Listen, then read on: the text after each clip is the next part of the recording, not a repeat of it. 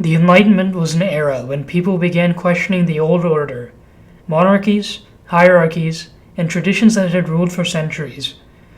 Philosophers challenged the way governments ruled its people and asked, what rights are natural to every human being?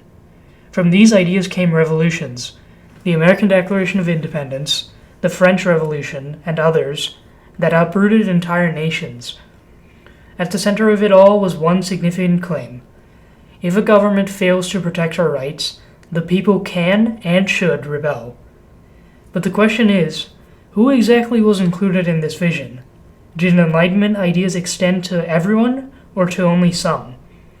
If we look closely at philosophers' political views at the time, as well as the specific points they make when they call for enlightenment, it can be argued that, at least at the time that these ideas were conceived, enlightenment was not for everyone. One of the major philosophers during the Enlightenment era was a German philosopher named Immanuel Kant. His major contribution to the Enlightenment era was an essay he published in 1784 titled What is Enlightenment? In it, he advocates for thinking for oneself and breaking free from being taught by others. He claims that everyone should have the right to think critically at all times. Throughout this essay, he makes very general statements, in the sense that it appears as though everyone has the power to do what he's asking. However, looking closely at another one of Kant's texts about his views on the human race, it is clear that Kant did not mean that enlightenment was for everyone, because the very basis on which he was writing about enlightenment was skewed by his strongly racist and prejudiced viewpoints about humankind. In his essay titled Observations of the Feelings of the Beautiful and Sublime, reflecting on the African race, Kant asserts, the Negroes of Africa have by nature no feeling that rises above the ridiculous. Not a single one has ever been found who has accomplished something great in art or science, or shown any other praiseworthy quality, while among the whites there are always those who rise up from the lowest rabble and through extraordinary gifts can earn respect in the world. The objective of this essay was to make observations on the various races of the world, and to analyze the beautiful and sublime characteristics of each. The essay is roughly split into two parts. The first focused on European races, and the second focused on non-European races. Throughout the essay, he paints European races such as the Spanish and the Dutch in a heroic and praiseworthy light. The Italians, for example, were distinguished in music and painting. His views visibly shift when he starts focusing on the non-European races. He described Arabs as being mysterious, and the Chinese having grotesqueries in their artwork. Although Kant's essay on enlightenment contained ideas that were supposedly universal and applicable to everyone, his reflections in the Observations on the Sublime essay revealed that he only considered certain people to be capable of achieving enlightenment, specifically Europeans, and within that category, white Europeans. From an ideological standpoint, Enlightenment ideas were not meant for everyone because they came with implicit racial biases from philosophers that supported them.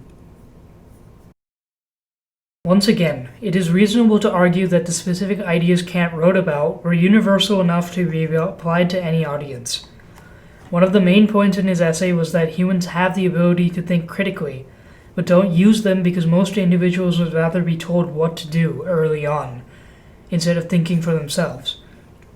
Naturally, everyone has the ability to think critically. There isn't any race that can't think for themselves. In this sense, Kant's writings can be seen as a general call to think for themselves, because Kant never explicitly states what race or gender can advocate for such a thing. While his actual writings may not be racially biased, it's important to note the context, and as seen from Kant's reflections on the different races, these writings must be analyzed along with the fact that the author had strong biases. Even if the argument of racial biases were taken out of the picture, the solutions Kant had for breaking free from society's educational restraints were impractical for most to pursue. His visions on enlightenment required having fairly high amounts of courage, autonomy, and most importantly, access to knowledge. The vast majority of people at the time did not have the luxury to pursue higher knowledge or think critically about the restraints placed by society. They were too busy trying to make enough money for themselves and their families. Really, the only people who could adopt what Kant was proposing were those who had a high socioeconomic status. Such people have more time to think freely and aren't worried about money. Kant was rather high up in society himself, and as such, found no issues or impracticalities for what he was asking others to do. Bringing Kant's racial biases into question again raises a contradiction. He argued that people should free themselves from the restraints of knowledge and think independently, and yet his own prejudiced views meant that oppressed people still had to continuously fight for the rights he advocated for in theory. Aside from ideological issues, Enlightenment ideas, when applied in political contexts, often reinforced exclusion and hierarchies. This can be seen through analyzing a group of letters written by Thomas Jefferson to various political figures with regard to the abolishment of slavery. In a letter to Edward Coles, an abolitionist whom Jefferson admired, Jefferson exercised caution in emancipating slaves en masse. He writes, As to the method by which this difficult work is to be effected, if permitted to be done ourselves, I have seen no proposition on the whole as that of emancipation of those born after a certain given day, and of their education and expatriation at a proper age.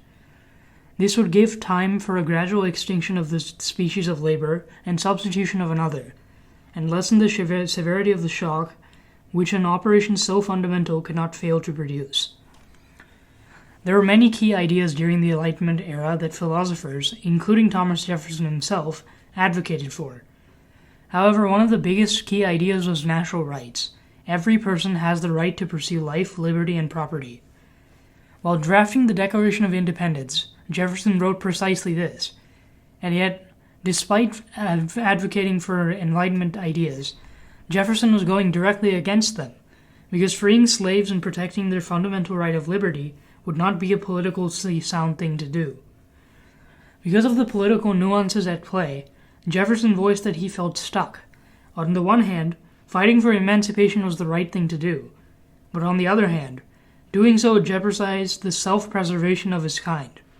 In other words, it would put slave owners like him at risk.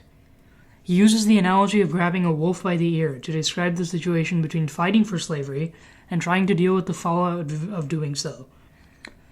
To put it concisely, because of racial biases and pre-existing class structures that had woven their way into politics, Enlightenment ideas could not have been applicable for everyone at the time.